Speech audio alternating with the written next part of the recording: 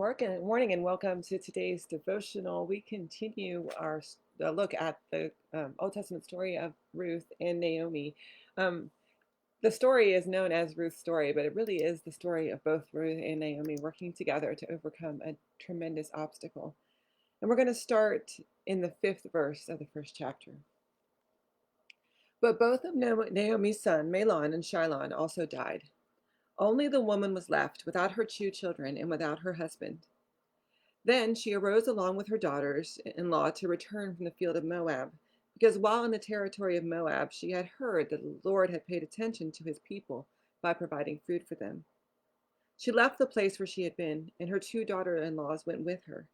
They went along the road to return to the land of Judah. Naomi said to her daughters-in-law, "Go, turn back each of you to the household of your mother. May the Lord deal faithfully with you, just as you have done with the dead and with me. May the Lord provide for you so that you may find security, each woman in the household of her husband." Then she kissed them and lifted up their voices and wept.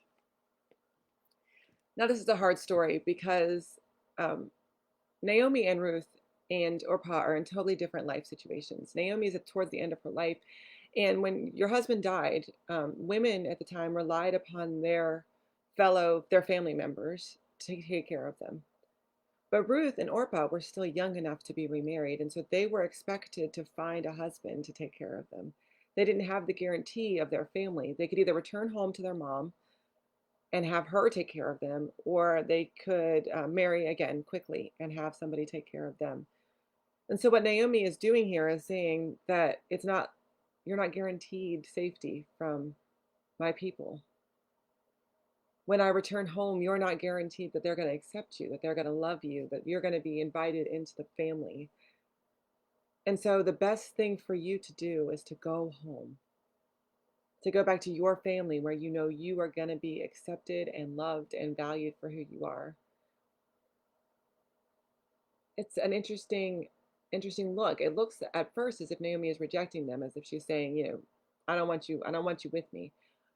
But what she's really saying is, I know the reality of what life will be like for you. You see, the Israelites and the Moabites had a history of hatred towards each other.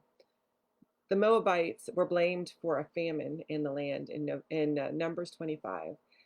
The Israelites blamed the Moabites for God punishing them, for God bringing them a famine. And so traditionally they had grown up with a hatred of the Moabites for they were deemed responsible for killing a large portion of their population. And so Naomi is saying that I know if you come back with me, that the people will blame you for this ancient hatred. It's a difficult choice for Ruth.